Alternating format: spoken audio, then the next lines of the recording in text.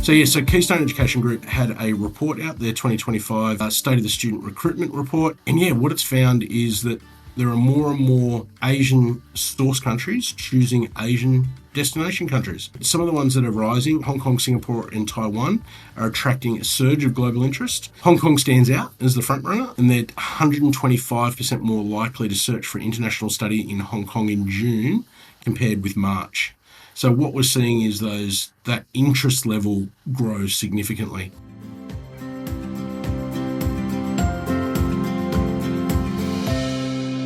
G'day and welcome to Global Horizons. I'm your host, Rob Malicki, coming to you today from the south of France. The south of France. Rob, mate, I'm jealous. Joining you, Dirk, Mulder, the CEO of the Koala News. I'm coming to you from Wurundjeri country down in Melbourne, in Victoria. How's the weather in France, mate? Well, for those people watching on video, they can probably see it from my shoulder. A little bit grey this morning, and the whole family is still asleep with time difference as we're doing this recording. So I decided I would step outside and record out here so as to not wake them up. So let's cross fingers that we don't end up with a bit of rain on the laptop as we're recording. But Dirk, by the time we put this podcast out to air, those people that didn't get their AIEC super early bird have now missed out on their registration. They're now forced to join the queue with everybody else and get their regular tickets, which are still available via the link in the podcast description. But since we're talking about major industry events, Dirk, maybe the place for us to start is the TNE Forum for IEAA.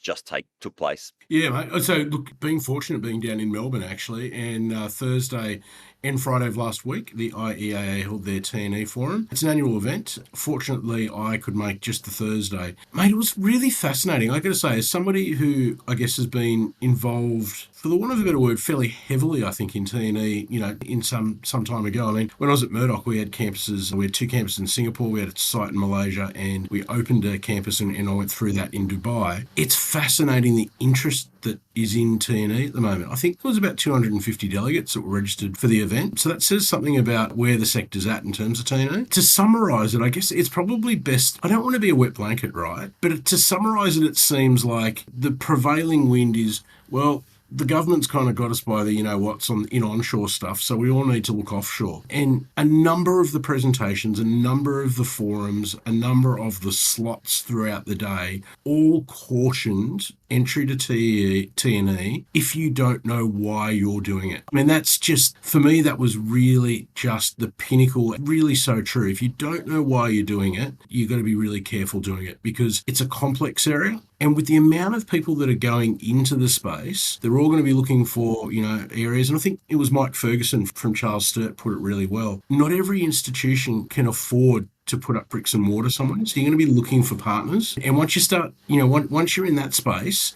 and then if your institution isn't necessarily ranked, in the top 100 of the world, then you may not be able to go into some of the more established markets. So you're now looking at non-established markets with partners on the ground that may be untested. The risk profile on that grows significantly. So as I've always said, TNE, done well, is a good thing, but it's the done well bit that I think, a lot of people spoke about and really urged to ensure that you do it well. And you don't just do it well for a short period, it's a long commitment.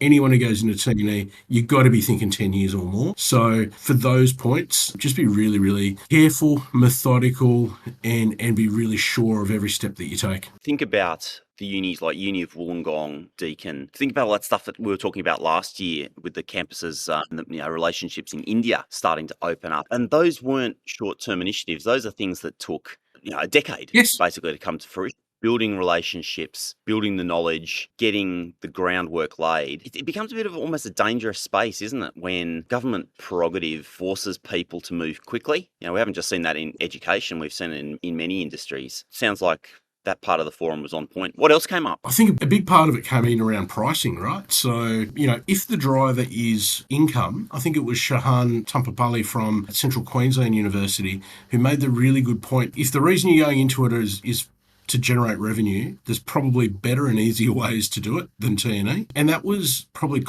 confounded by Mike Ferguson again, who said, in the modelling that they'd done at CSU, it was basically, I think, about 1/10 of the return per student as to what you would get onshore. So again, if you think that TNE is the goose that laid the golden egg, it probably isn't. But, Marnie Watson, who just recently became the Vice President Global at Griffith, put a different spin on it and said, well, it doesn't need to be about the money if the institution wants to really look at globalising their institution. And from a Griffith perspective, I think that's a really good one. Then if you start, and then Mike kind of countered that as well by saying, well, if you're a regional institution and your legislation or your creative document within the parliament says your primary focus is to serve the regional community of, northwestern Queensland or whatever state it might be, how then do you justify actually globalizing in a TNE environment? So there's, like I said, it's a very complex environment. It's going to be different for every institution that looks to it. It's different for a whole variety of reasons, both from the institutional kind of focus and scope that it might have, but also for the personalities that sit within those institutions and the rationales that drive those. So yeah, mate, like I said, again, a fascinating day and one that,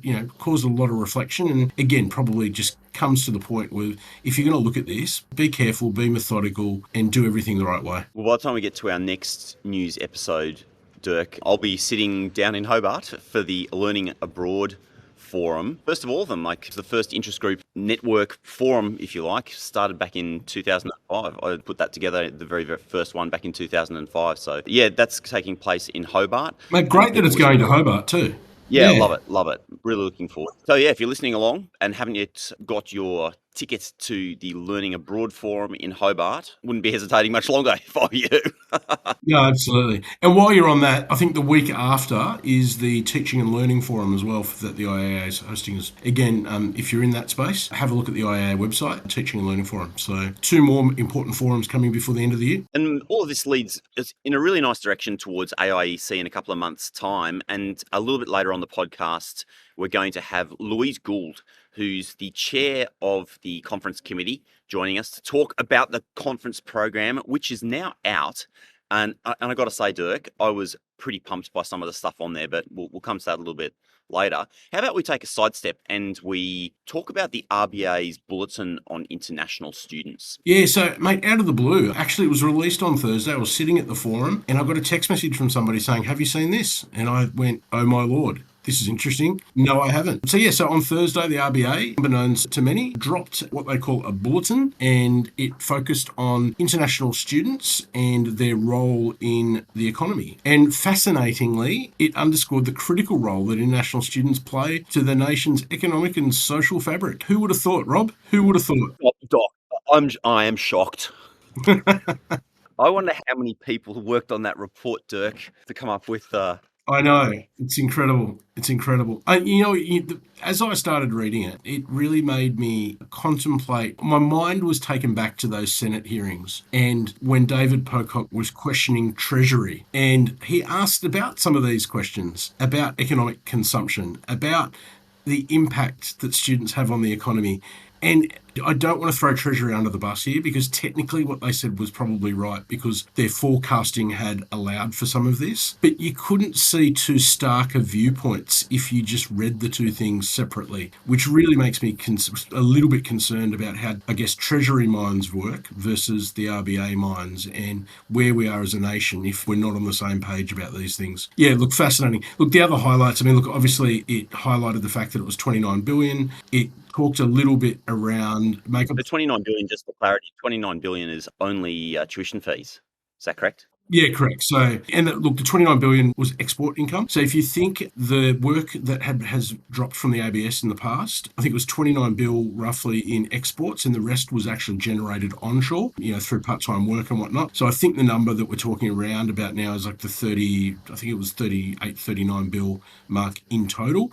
29 of that being export revenue. So a big number. They made it clear that it was more than 3 times higher than in 2021. So when the sector was reeling from the impacts of COVID, and student arrivals are yet to return to their pre-pandemic peak, which I found really interesting because if you listen to most things, there's this tidal wave and we've got more students than ever. Really, really interesting. The students make up about 4% of Australian population and 15% of all tertiary education enrolments. So again, when we talk about, I guess, saturation rates in institutions, there are obviously some institutions that have, very high ones. I think Sydney's around the 50% mark, but the average, or certainly what the RBA has called out, is about 15% of all tertiary education enrolments. So again, when we talk about a national viewpoint and we talk about a national sense of international students taking over enrolments, or that institutions are no longer focused on Australian students, that may be the case in some institutions, and maybe this is what the government's talking about, is distribution. But when we talk about 15% overall in the sector, probably fairly manageable. And again, when we talk about social license, probably a very important statistic to be getting out there to the community to say it's 15% across the board. So interesting. Obviously, they did point out that within that distribution, Sydney and Melbourne account for roughly 60% of all international student activity. So that's, again, putting a number on it really kind of generate some eyes. So we probably always knew that Sydney and Melbourne were the big draw cards, but now we know with a number. And clearly they identified that their consumption is really important to the nation. So, and they pointed out that from, as we all know in the sector, students don't just come here and pay fees, they buy groceries, they pay rent, they catch public transport, they use leisure facilities, and their daily consumption helps support local jobs. Their families come and travel all over the place, and that drives a lot of tourism dollars. Yeah, absolutely. All of those things, mate. All of those things. So they are really big economic contributors to the country. Really interesting one, and I think the one that was picked up by a lot of news outlets was in terms of housing. So they rebutted the government's view. So I'll just read you roughly what they said. So in terms of housing, international students contributed to the demand for rental accommodation, especially in high-density suburbs near major universities. While this demand has been linked to increased competition for housing in cities such as Melbourne, Sydney, and Brisbane, the RBA is clear that students are not the sole or even primary driver of Australia's housing affordability issues. So they've discounted the whole international student thing being linked to it. Of course, they're going to contribute to it, but it's marginal, and it's, as the Treasurer said probably 18 months ago, where he said it was at the margins or at the edges. So again, that's probably more in line with what we've been saying over the last 18 months and picking up on the different cues around the place. Really good for the sector. I think it's a shot in the arm for the sector to have the RBA come out with this bulletin. It supports a lot of what the sector's been saying for a very long time. And, let's hope now that there's some, rationality brought into this discussion around international students and their value to, as I say, Australia's economic and social prosperity. You can't afford to miss the Australian International Education Conference happening the 14th to 17th October at the National Convention Centre in Canberra. AIE sees the place to meet over 1,500 international education delegates from Australia and overseas. Build your own learning schedule, gain insights from sector experts, new research findings, and spark ideas at lively discussion sessions. Plus, there's plenty of networking opportunities, from the expo hall to brain dates and social events. Don't miss out. Make sure you're at AIEC 2025. Registration is open now. Learn more at aiec.idp.com. When I first read this article in the Koala, my mind went back to last year when the major changes to the functioning of the RBA were introduced by the federal government. So for those people who aren't aware, the federal government made a number of changes to the way the RBA operates, including the requirement that the chair of the RBA, after the interest rates decisions are made, has to come out and do a press conference explaining the rationale for a rates decision. And so the RBA kind of went from being this quite secretive organisation, maybe to some extent it is still quite insular and secretive, but to an organisation that now has a role, like a public voice, that it is required by law to use. And so this kind of report coming out almost feels political to me. When I saw it, I went, wow, I don't know if we would have seen something quite like this before. But there are major decisions that are being made by the Australian government in the months ahead in relation to international education. We know that that's going to have a significant impact on the economy. So it feels like the RBA is almost front-running this to say, hey guys, we know you're doing politics, but if you make a mess of this, then we're the chumps behind that have to come and clean up the mess by raising interest rates. So to me, it actually felt more like an organisation flexing its new muscles almost for the first time. Yeah, I mean, potentially. Look, I think we've spoken about in the past. I mean, if we think about the last probably 2 or 3 global recessions, Australia has largely avoided them and largely avoided them due to, I use the word migration not in a technical way, but by having people come to this country, having people come in, we've been able to grow ourselves out of those recessions. And whether that's permanent migration, temporary migration, whether that's students, whether that's backpackers, there's a whole host of foreign nationals that come to this country in certain periods that have helped our consumption avoid those recessions. And I think as the globe slows post-COVID, or as it has slowed, we need to remember that. And I think we need to remember that from a point of view where, again, I think the government got it messed up by linking it to housing. I think it was a really bad move. But I think students are actually a really good group of individuals to be able to encourage to come here, to fill skills shortages, to be able to extend consumption and not have the impacts on housing and some of the other things that other groups within that, in that sort of migration zone, temporary migration zone, do bring. So, and we've spoken about New Zealand citizens, for instance, in the past. Most New Zealand citizens that come to the country under the arrangement between Australia and New Zealand, all they need to do is get a visa. I don't think there's even a charge for the visa, or it's a minimal one. They're going to set up families here, and that's great. Like, don't get me wrong, that's a great thing. But students don't have the impost on housing like that group would. So we need to have a wider conversation about it, and it's great to see that I think the RBA is putting their chips into the quadrant that we've been talking about for quite some time. Hey, Dirk, how about we move along to some new data out from the Keystone Education Group that's showing higher destinations are attracting record levels of international student interest in 2025. Yeah, thanks, Rob. Oh, mate, we've spoken about this for a while, right? So if you think back, I don't know, probably 12 months ago when, all the changes started happening and we saw that the USA, the UK, Canada and Australia were all kind of on the nose, we started talking about Germany. I mean, I remember having these conversations. We've kind of forecast back then what might happen. And what we thought at the time was that intra-Asian mobility would rise. And we're now starting to see the numbers of that. So 12 months later, again, what we've kind of been spruiking is coming to life through research and through numbers. So Keystone Education Group had a report out there, 2025 State of the Student Recruitment Report. And what it's found is that there are more and more Asian source countries choosing Asian destination countries. Some of the ones that are rising, Hong Kong, Singapore and Taiwan, are attracting a surge of global interest, and the report terms them Asian tigers. So, obviously from a Chinese Asian perspective, Hong Kong stands out as the front runner, and they're 125% more likely to search for international study in Hong Kong in June compared with March. So what we're seeing is that interest level grows significantly. Singapore follows closely with 33%, and South Korea is in the top 10%. So we're seeing them more and more, and it makes absolute sense. I had a conversation with someone at the TNE Forum, I think it was, and they were saying that Chinese students, they're seeing a lot more Chinese students studying in Malaysia now, for instance, that things like visa fees, things like uncertainty around the globe are driving them, and their own economic conditions as well. So, what we tend not to think about is that China's gone through this massive growth where, land value has gone massively. And there used to be stories back in the day where, if you move out of Beijing 1 or Beijing 2 into Beijing 4 or 5, you can send your kid abroad to study with the difference in your housing fee. So with things tightening up on the ground, not just in China, but right around the globe, we're now seeing more, for the want of a better word, frugal decisions being made, or more bang for buck decisions being made.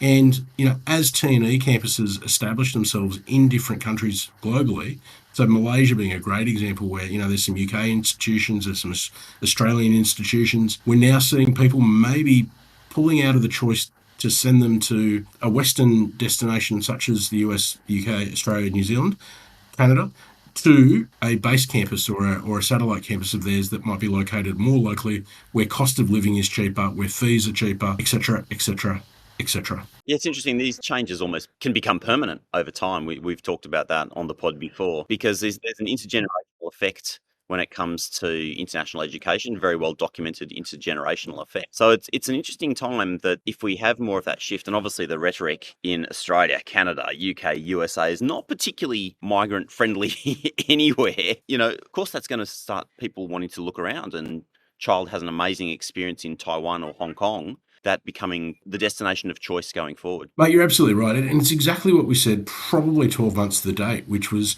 if we're going to lose market share, be careful, because when countries like Germany, France, and other Asian destinations pick that up, it's hard to get back, or it's not as easy to get back as what people think. So you're absolutely right. Bang on with that one. Last order of business for you and I before we bring in Louise Gould, the conference committee of AIEC. ACICIS, ACICIS, the Australian Consortium for In-Country Indonesian Studies, is running its Tracer survey. Do you want to tell us a little bit about this? Great organisation. Yeah, mate. So, full thing, we're recording on, Tuesday night. This goes out on Friday. I actually haven't written this story yet, so it's going to go up in the next day or so. But it's hot off the press before it's even written. So if you go back to, last year when we were talking about the program, forgotten what it was called, but ACICIS ran the program of, Indonesian speaking, or Bahasa, whatever the Bahasa program was. Yeah, and we waxed lyrical about the impact that ACICIS has had, and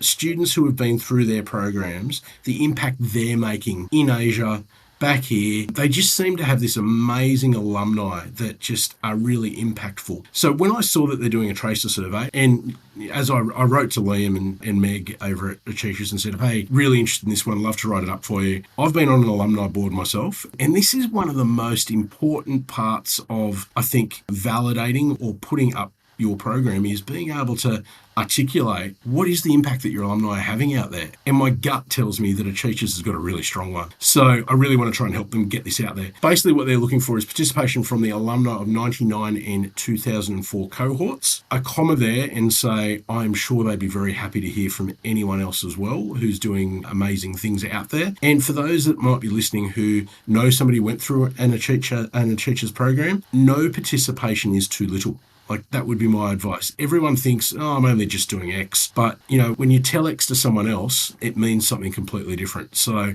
I would encourage everyone to register back in and just a couple of paragraphs on what you've been up to, because it really helps validate the program and be able to validate what they've been doing. So anyway, what it's basically doing is just trying to get a finger on what people have been doing since they graduated from the program. And, they'll be able to use that in their repository of information when they put in bids and be able to determine the successfulness of it. Not just that, obviously Indonesian language is under pressure at the moment. So, they'll be able to stump up in all the government documents that they'll be preparing over the next 12 months to validate why the government should invest more in Indonesian language as well. Again, great program, great alumni. Hopefully this Tracer program will actually determine, like the numbers did earlier, determine exactly and quantify exactly how well they're doing. For those that do want to do that, jump onto the ACICIS website, or you can email the ACICIS secretary at ACICIS, that's ACICIS, at acicis.edu.au. Mate, I actually have to run, so I'm going to let you talk to Louise on your own. Well, this is a very international education problem to have. I'm here in the south of France. Unfortunately, this morning, our power went out and it killed the internet. And as a result, I haven't actually been able to get on and record with Louise Gould to talk about the upcoming AIEC program conference. So what we're going to be doing, we're rescheduling, and I'm going to have that for you as a separate special episode coming right after this one in your podcast feed. So jump onto that next episode and listen to Louise Gould and me talking about the awesome upcoming AIEC conference in Canberra in October. See you in the next episode.